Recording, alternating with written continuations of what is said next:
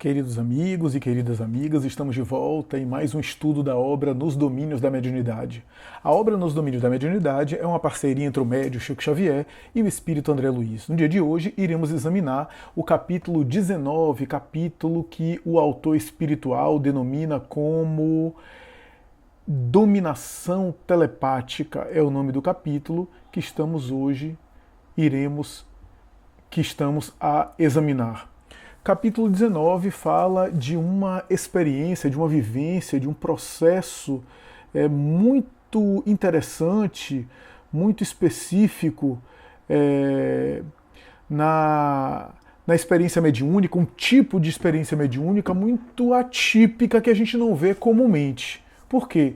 Porque a gente vai ver aqui um drama familiar, uma provação doméstica, uma questão conjugal e se desdobrar em relação a uma influência telepática, né, uma dominação telepática entre encarnados com feição mediúnica.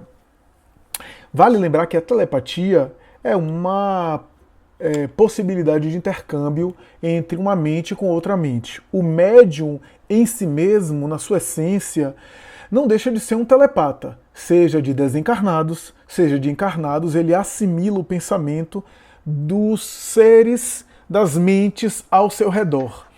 E nesse capítulo a gente vai ver uma benfeitora espiritual pedir a ajuda de Aulus para um caso específico, né? A irmã Teonília, né, pede ajuda de Aulus para um caso específico envolvendo Anésia. Anésia que faz parte ali da instituição espiritual, da instituição espírita que eles estão acompanhando. E Anésia é uma grande trabalhadora, dedicada ao bem, mas que está passando por uma provação em casa. Nesse capítulo, a gente vê aqui, nessa provação aqui, a gente vê aqui o Aulus, inclusive, dizer que conhece o caso, etc., que vai com Teonília para visitar a casa, acompanhado por André Luiz e por Hilário, pela equipe espiritual. A gente vê uma família encantadora, né? Desde a porta da casa, que André Luiz descreve, até a intimidade do lar, 3 meninas, né, 3 filhas, em que descreve aqui a menor como na faixa dos 14, 15 anos, e a gente vê aqui o caso específico de um ambiente doméstico, a mãe devotada com as crianças e tentando entreter o marido, mas o marido totalmente alheio, totalmente aí com pensamento em outro lugar. O Aulus explica que ele estava se envolvendo e se sentindo atraído por outra mulher e estava como um adolescente. Deixou a função de pai, esqueceu-se da função de pai, esqueceu-se da função de marido para ficar de alguma forma com o pensamento fixo nessa mulher que constituía para ele uma tentação, uma sedução e assim por diante. Vemos, portanto, nesse capítulo aqui, o Aulus muitas vezes descrever esse drama aí e dizer que ele estava totalmente envolvido, né? Enquanto a mulher se desdobrava no lar, tentando chamar a atenção dele, tentando envolvê-lo, né? E em determinado momento, depois que na cena doméstica as meninas se afastam, uma vai cuidar da avó, porque tem uma avó doente, fica ele e ela, né? E ele, totalmente desinteressado dali, se levanta e começa a se arrumar para sair. Ela disse: eu não vou contar com você hoje, né? Você chega cedo. Ele: não, tenho negócios, etc. Mas chegue cedo que a gente vai fazer um evangelho, vai fazer uma prece, precisamos de prece. E ele meio que ridiculariza ela, etc. E fala que não tem tempo para aquilo e sai. E ela entra em um pranto convulsivo, começa a chorar, deitada no sofá, e começa a pensar no quanto ela estava indignada com aquilo, né? Ele saiu dizendo que tinha coisas de negócio a resolver, porque precisava ganhar dinheiro como pai, e ela mentalmente dizendo: mentiroso, mentira isso, não tem nada a ver com isso é outra mulher, e começa a mentalizar aquilo e dizer que aquela mulher, que ela já sabe quem que está de alguma forma perturbando lá, que mulher é essa que não respeita a sua família, etc. E ela entra numa angústia quando de repente André Luiz descreve a entrada de uma entidade, a entidade se faz presente, que é a própria mulher. é uma entidade que se manifesta. Mais tarde a gente vai perceber que não se trata de uma entidade desencarnada, mas sim de uma imagem mental construída por eles. Seja a amante, seja aquela mulher que também vitalizava e alimentava e enviava as suas mensagens mentais, seja na esposa que cultivava e alimentava remorso, ressentimento, mágoa, e aquilo era retroalimentado. O Aulus explica que, na verdade, a dominação telepática era da mulher para com o marido. É ele que sofria aqui a Jovino. Ele que sofria aqui a influência telepática, a influência psíquica, a ponto de ser perturbado por aquela imagem mental, que não era um espírito desencarnado, era uma imagem mental projetada pela mulher. Mas, vivendo no mesmo espaço geográfico, na mesma condição ali, no mesmo contexto, e, de alguma forma, entrando na faixa, entrando na sintonia, cultivando ódio, cultivando ressentimento, cultivando mágoa, desejo de vingança, é claro que a nossa personagem, né, a Anésia, acabava assimilando aquilo e acabava retroalimentando. E quanto mais ela pensava sobre isso, mais ela ficava indignada, mais ela alimentava ódio, mais aquela imagem se tornava mais densa. Mais ia ficando de pálida para materializada, mais a imagem ficava mais fortificada, mais constituída, ficava mais intensa ali, ficava mais, digamos assim, corporificada, né? Ficava mais caracterizada à medida que ela alimentava. O Aulus até disse, se ela se imunizasse com o perdão, se ela vitalizasse a paz interior, se ela vitalizasse a tranquilidade, aquela imagem mental, aquela figura daquela mulher ali como se fosse uma entidade espiritual, não penetrava o lar. Mas como ela alimentava muito ressentimento, aquela imagem acabava ficando muito corporificada e tinha acesso a ela, a ponto de ela estabelecer em determinado momento, o André Luiz diz que ela estabelece um diálogo mental, uma batalha mental, quantos de nós, né?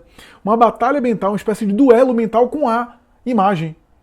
E depois de muito dialogar com a imagem, brigando com a imagem e sofrendo os efeitos do próprio pensamento, ela caía prostrada, exausta, com riscos à sua saúde. Olha só, com riscos à sua saúde. O próprio Aulus e a Teunília disse que temia pela saúde dela. Então, super interessante isso, né? E em determinado momento, que eu acho que esse é o ponto alto do capítulo, a gente vai fazer hoje uma abordagem curta, né? Estamos fazendo uma abordagem curta aqui, uma abordagem mais sucinta, né? Mas em determinado momento do capítulo, Hilário pergunta assim: examinamos, porém, um fenômeno mediúnico comum? Um fenômeno comum? Aí Aulus responde: intensamente generalizado. É a influenciação de almas encarnadas entre si que às vezes alcança o clima de perigosa obsessão. Milhões de lares podem ser comparados a trincheiras de luta, em que pensamentos guerreiam pensamentos, assumindo as mais diversas formas de angústia e repulsão. E aí ele volta a perguntar: e poderíamos enquadrar o assunto nos domínios da mediunidade? Olha a resposta: perfeitamente. Cabendo-nos acrescentar ainda que o fenômeno pertence à sintonia. Muitos processos de alienação mental guardam nele as origens. Muitas vezes, dentro do mesmo lar, da mesma família ou da mesma instituição, adversários ferrenhos do passado se reencontram, chamados pela espiritualidade superior ao reajustamento. Raramente conseguem superar a aversão de que se veem possuídos, uns à frente dos outros, e alimentam com paixão, no ímã de si mesmos, os raios tóxicos da antipatia que, concentrados, se transformam em venenos magnéticos suscetíveis de provocar a enfermidade e a morte. Para isso, não será necessário que a perseguição recíproca se expresse em contendas visíveis. Bastam as vibrações silenciosas de crueldade e despeito, ódio e ciúme, violência e desespero, os quais, alimentadas de parte a parte, constituem corrosivos destruidores. Olha só, está falando aqui de duelos psíquicos, né, entre encarnados, né? É interessante porque assim, esse daqui é um fenômeno mediúnico diferente, né? Porque não tem desencarnado aqui aparentemente. Claro que tem, mas a princípio o fenômeno que a gente está examinando aqui é de encarnados sofrendo a influência de fenômenos psíquicos que são ideoplastias construídas por eles mesmos. E que esse é um tipo de fenômeno mediúnico, onde eles estão no meio desse litígio, né? Não deixa de ser uma ocorrência do plano espiritual para a Terra. Por isso que eles estão no meio, ainda que vitalizado por mentes encarnadas, né? Aulus diz: a química mental vive na base de todas as transformações, porque realmente evoluímos em profunda comunhão telepática com todos aqueles encarnados ou desencarnados que se afinam conosco. E aí o capítulo já vai para sua conclusão, né? Já vai para o seu desfecho aqui, né? De maneira muito interessante, quando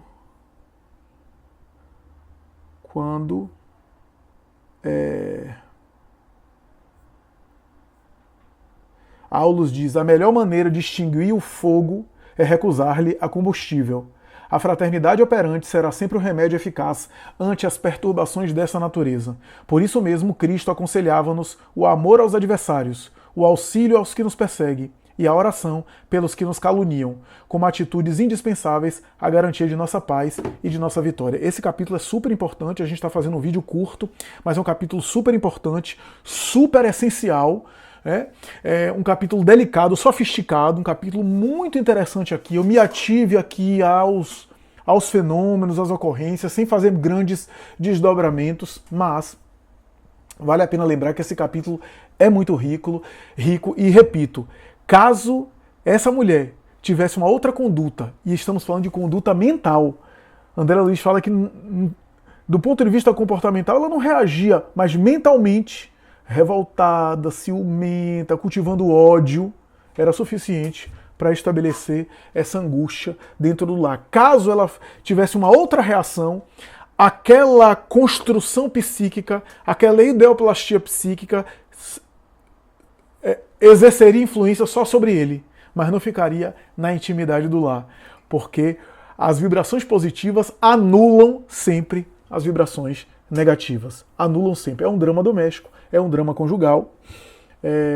Os benfeitores estão preocupados, né, com Jovino e com ela, porque ela tem méritos espirituais para que a tarefa dela também não se perca. Então os benfeitores vão tentar ajudá-la, mas quantos casos assim, semelhantes, né?